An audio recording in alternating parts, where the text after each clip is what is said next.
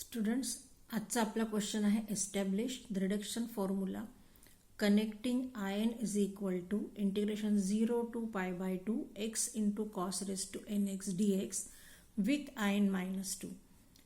Ion कशाला म्हटलंय? Integration from 0 to π/2 x into cos raised to nx dx. कॉसची power n असेल तर आयन म्हणायचंय आणि या आयनचा reduction formula connected with I n -2 find out करायचा आहे. सगळ्यात आधी दिलेला काय आहे? I n is equal to integration 0 to π/2 x into cos raised to nx dx आपण कन्सिडर केलंय. आता हे इंटिग्रेशन करण्यासाठी आपण u into v म्हणजे इंटिग्रेशन बाय पार्ट्स वापरू शकतो. हे अल्जेब्रिक फंक्शन आहे, याला u म्हणू शकतो, याला v म्हणू शकतो कारण हे ट्रिग्नोमेट्रिक फंक्शन आहे बाय LAIT रूल. पण x ला आपण डिफरन्शिएट करणार आहोत कारण हा u आहे आणि याला इंटिग्रेट करणार आहोत. कॉस रेस टू nx च्या इंटिग्रेशनचा फॉर्म्युला आपल्याकडे अवेलेबल आहे का? नाही. आणि म्हणून आपण या कॉस रेस टू nx ला स्प्लिट करणार आहोत. Cos raise to n-1x into cos x हा पार्ट अतिशय महत्त्वाचा आहे कारण हे केलं नाही तर तुम्हाला रिडक्शन फॉर्म्युला मिळणार नाही. आता कॉस रेस टू n ला आपण स्प्लिट केलंय cos raise to n-1x into cos x आणि कॉस रेस टू n-1x सोबत हा सिंगल x घ्यायचा आहे पुढचा आणि हे टोटल फर्स्ट फंक्शन u म्हणून कन्सिडर करायचे आणि सिंगल कॉस एक्स जे आता इंटिग्रेबल फंक्शन मिळालंय आपल्याला त्याला आपण v म्हणणार आहोत. आता इंटिग्रेशन बाय पार्ट्सचा फॉर्म्युला काय आहे? Integration from a to b u into v dx that is equal to first function as it is integration of v dx bracket complete limits are from a to b minus integration from a to b derivative of u into integration of v dx bracket complete dx. आता या फॉर्म्युलामध्ये जिथे u आहे तिथे आपल्याला x cos raised to n-1x घ्यायचं आहे, जिथे v आहे तिथे cos x घ्यायचं आहे. So what we gate?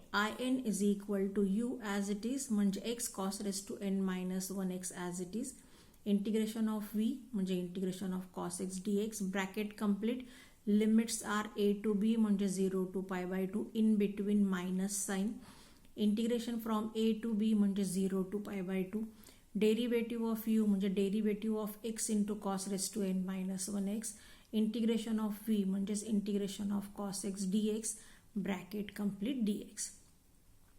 आता पुढच्या स्टेपला जिथे जो सिम्बॉल आहे ते ऑपरेशन करायचं आहे आपल्याला. आता in is equal to first term तुमची x cos raise to n-1x तर अशीच राहणार आणि integration of cos x sin x मिळणार. लिमिट्स आहेत फ्रॉम 0 to π/2 मध्ये आहे minus sine integration from 0 to π/2 derivative of x into cos raise to n-1x म्हणजे इथे product rule u into v product rule of differentiation वापरायचं आहे आणि हा रूल सगळ्यांनाच माहिती आहे. काय असतो हा rule? First function as it is derivative of second plus second function as it is derivative of first. तुमचं फर्स्ट फंक्शन आहे x, so x as it is derivative of second म्हणजे cos raise to n-1x plus second function as it is cos raise to n-1x derivative of first म्हणजे derivative of x आणि cos एक्सचं integration आहे sine x ब्रॅकेटच्या बाहेर लिहिलंय bracket complete dx. हे ब्रॅकेटमध्ये लिहिणं गरजेचं आहे जेव्हा तुम्ही प्रॉडक्ट रूल वापरता कारण त्याला साइन एक्सने मल्टिप्लाय करायचे आणि हा साइन एक्स फर्स्ट टर्मलाही मल्टिप्लाय होणार आहे आणि साइन एक्स सेकंड टर्मलाही मल्टिप्लाय होणार आहे. ठीक आहे. आता पुढे सॉल्व काय करायचंय? हे फर्स्ट ब्रॅकेट सॉल्व झालंय. इथे एक्सच्या ऐवजी अप्पर लिमिट मायनस एक्सच्या ऐवजी लोअर लिमिट. एक्सच्या ऐवजी अप्पर लिमिट घेतलं तर एक्स म्हणजे π/2 इथे कॉस π/2 रेस टू n-1 इथे साइन π/2 मायनस एक्सच्या ऐवजी घ्यायचं आहे 0. टोटल टर्म तुमची 0 होणार कारण इथे सिंगल एक्स आहे. सो एक्स इंटू म्हणजे 0 into all functions will give you 0. ही मध्ये साइन आहे मायनस इंटिग्रेशन 0 to π/2 हा एक्स ॲज इट इज आणि आता cos x raise to n-1 ला डिफरन्शिएट करण्यासाठी आपण कंपोजिटच्या डिफरन्शिएशनचा फॉर्म्युला वापरणार आहोत कारण इथे बेसला सिंगल एक्स व्हेरिएबल नाही. कॉस एक्स म्हणजे फंक्शन आहे आणि function raise to constant number आहे म्हणजे हा फॉर्मॅट आहे. काय फॉर्म्युला आहे? इंडेक्सला असलेला n आपण पुढे घेतो. इथे इंडेक्सला n-1 आहे तो पुढे घ्यायचा आहे. Function as it is function म्हणजे cos x as it is त्याच्या पॉवर आहे n मधून 1 मायनस केलाय आपण. इथे ऑलरेडी पॉवर n-1 आहे त्यातून 1 मायनस करायचं आहे. इंटू एफ डॅश एक्स म्हणजे फंक्शन कॉस एक्स आहे त्याचा derivative, so d d x of cos x, plus second term काय आहे तुमची cos raise to n minus one x as it is, derivative of x आहे 1 आणि हा बाहेर असलेला साइन एक्स ब्रॅकेटच्या बाहेर तो मी इथे लिहिला into sine x d x. ठीक आहे. आता पुढे काय करायचं आहे, हा I n is equal to pi by 2 as it is, पण कॉस पाय बाय 2 ची व्हॅल्यू काय आहे 0, म्हणजे ही टोटल टर्म 0 होणार आणि ऑलरेडी सेकंड टर्म तुमची 0 झाली होती म्हणजे हा पूर्ण ब्रॅकेट 0 आहे, उरणार आहे फक्त minus. So we can write whole bracket as 0 then minus sine, integration 0 to pi by 2, हा x as it is, n minus 1 as it is, cos raise to n minus 1 म्हणजे cos n minus 2, derivative of cos x is minus sine x, plus cos raise to n minus 1 x into 1 म्हणजे cos raise to n minus 1 x आणि bracket complete नंतर हा into sine x आहे तो पुढे येणार into sine x d x. बरोबर आहे. आता ह्या स्टेपवरून काय लिहायचे ते मी ऑलरेडी लिहून झाले माझं.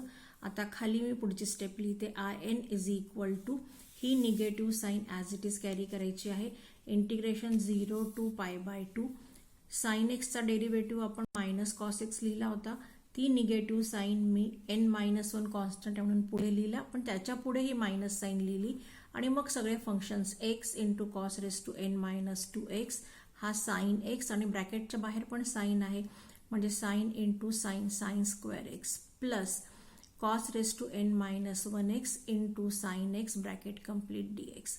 आता बघा I n is equal to integration सिम्बॉलच्या आत इथून इथपर्यंत तुमची फर्स्ट टर्म आहे आणि इथे सेकंड टर्म आहे. मी इंटिग्रेशनचा सिम्बॉल या दोघांनाही वेगवेगळा लिहिणार आहे. तर काय मिळणार आहे मला, फर्स्ट टर्म जेव्हा मी लिहिली तर एन मायनस 1 कॉन्स्टंट मी बाहेर काढला, ही निगेटिव्ह साइन आणि ही निगेटिव्ह साइन पॉझिटिव्ह होणार म्हणजे उरणार आहे integration 0 to pi by 2 x cos raise to n minus 2 x. फक्त मी एक चेंज केलाय, साइन स्क्वेअरच्या ऐवजी मी घेतलंय 1 मायनस कॉस स्क्वेअर. त्यानंतर ही plus sine as it is, integration cos raise to n minus 1 x into ही जी बाहेरची निगेटिव्ह साइन आहे ती मी साइन एक्स सोबत घेतलेली आहे, सो मायनस साइन एक्स लिहिलंय. ठीक आहे. असं का केलंय, असं यासाठी केलंय कारण आपल्याला आता हे सेकंड इंटिग्रेशन सॉल्व्ह करायचंय.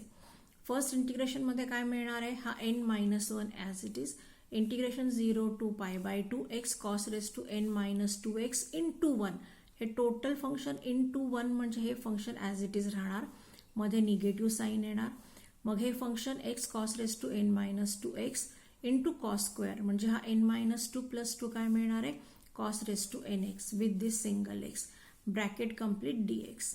प्लस आता हे इंटिग्रेशन सॉल्व्ह करायचं तर याच्या दोन मेथड आहेत. तुम्ही एकतर ज्या फंक्शनची पॉवर हायर आहे त्याला टी म्हणू शकता म्हणजे सबस्टिट्यूशन करू शकता आणि त्याचा डेरिव्हेटिव्ह विथ डी एक्स याला आपण डी टी म्हणू शकतो. पण तसं केल्यानंतर तुम्हाला हे लिमिटसुद्धा चेंज करावे लागतील आणि मग हे एक्झाम्पल खूप लेंदी होईल.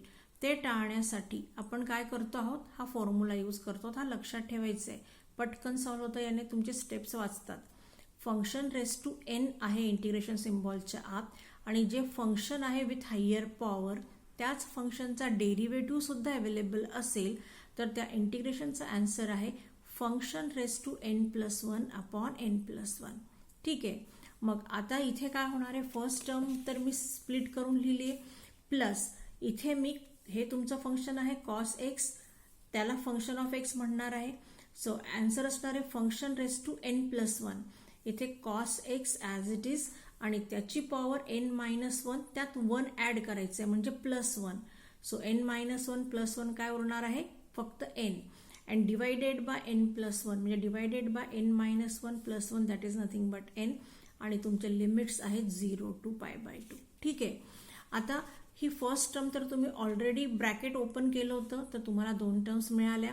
आता इंटिग्रेशनचा सिम्बॉल या दोन्ही टर्म्सला सेपरेट लिहायचं आहे.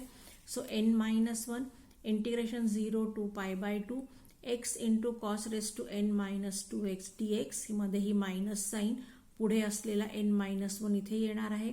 Integration 0 to pi by 2 x into cos raise to n x d x, plus या एक्सच्या ऐवजी आता अप्पर लिमिट सबस्टिट्यूट करायचे. So cos pi by 2 raise to n upon n minus या एक्सच्या ऐवजी lower limit. So cos 0 raise to n upon n. ठीक आहे. आता पुढे काय करायचंय, ज्या वेळेला तुम्ही आय एन डिनोट केला होता तुमचं फंक्शन एक्स इंटू कॉसची पॉवर एन होती म्हणून तुम्हाला आय एन म्हटलं होतं तुम्ही त्याला. आता इथे हा n minus 1 as it is. Limit 0 to pi by 2 आहे, सिंगल एक्स आहे, पण कॉसची पॉवर एन मायनस 2 आहे म्हणून हे इंटिग्रेशन आपण डिनोट करू शकतो आय एन मायनस 2. ही middle minus sine as it is, n minus 1 as it is, आणि इथे सिंगल एक्स त्याच्यासोबत cos raise to n x आहे. Within the limit 0 to pi by 2 आहे, म्हणजे या इंटिग्रेशनला आपण आय एन म्हणू शकतो. आणि इथे कॉस पाय बाय 2 ची value 0, 0 upon anything gives us 0, आणि कॉस 0 ची value 1, 1 raise to anything gives us 1, म्हणजे 1 अपॉन एन उरणार आहे. ठीक आहे. आता ब्रॅकेटमध्ये 0 मायनस 1 अपॉन एन म्हणजे इथे मायनस 1 अपॉन एन उरणार. ते मी इथे फर्स्ट टर्म म्हणून लिहिलंय, आणि तुमची ही second term plus n minus 1 I n minus 2 म्हणून लिहिली आहे. इथे आय एन कंटेंट एक टर्म आहे ऑलरेडी विथ मायनस साईन, त्या टर्मला मी राईट हँड साईडला आणलंय, सॉरी लेफ्ट हँड साईडला आणलंय, कारण इथे ऑलरेडी एक आय एन आहे. ही निगेटिव्ह साईन असलेली टर्म आहे, इकडे येताना पॉझिटिव्ह होणार आय एन एन मायनस 1, आणि इथे ऑलरेडी मी तुम्हाला सांगितलं minus 1 upon n plus n minus 1 I n minus 2. आता पुढे सिम्पल आहे, तुम्ही आय एन कॉमन काढू शकता. आय एन कॉमन काढल्यानंतर होणार आहे 1 प्लस हा n minus 1 is equal to right hand side as it is. पुढे 1 कॅन्सल होणार, उरणार आहे फक्त n. N into I n आहे, म्हणजे एन मल्टिप्लिकेशनमध्ये आहे, या साईडला येताना डिव्हिजनला येईल, म्हणजे तुम्ही लिहू शकता minus 1 upon n square plus n minus 1 upon n I n minus 2.